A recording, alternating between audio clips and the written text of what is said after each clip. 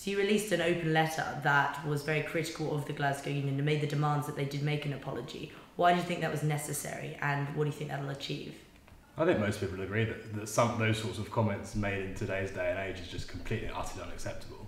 I know I and other officers and everyone, I think, was frankly shocked when they heard what had happened. And we hear a lot about casual sexism, which is one thing, and that's bad enough, but this kind of explicit outright abuse solely for these debaters because they were female is appalling. And I think we needed to make a point and say, look, this isn't acceptable in any sense, but competitive debating is not a sexist area, but it's a male-dominated area. And hopefully this can cause some lasting change and some good can come from it. What kind of changes are you referring to? What can be positively done to make changes? It's tricky. I mean, it's the case of these things clearly put people off, and this has probably taken competitive debating in Britain a large step backwards, unfortunately.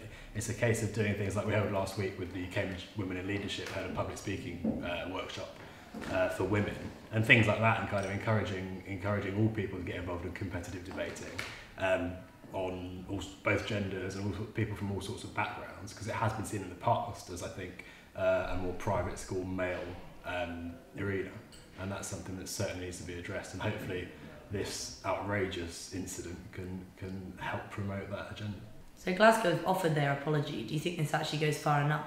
I'm glad they've apologised firstly. I think it's a first step, and it's just a first step. There needs to be a lot more now that carries on. In our open letter to the President of the Glasgow Union, we've called for a full internal investigation and action to be taken against the people who, for some reason, thought it was acceptable to make such comments in a public setting or in a private setting. It was disgusting, and they should be dealt with internally. It's not for me to say how they should deal with that, but we'll certainly be following it, and we'll be asked to be kept up to date with what the Glasgow University Union are doing on that front. But secondly, I think, we've said we won't send debaters back there until they've tackled the culture that leads to things like this happening.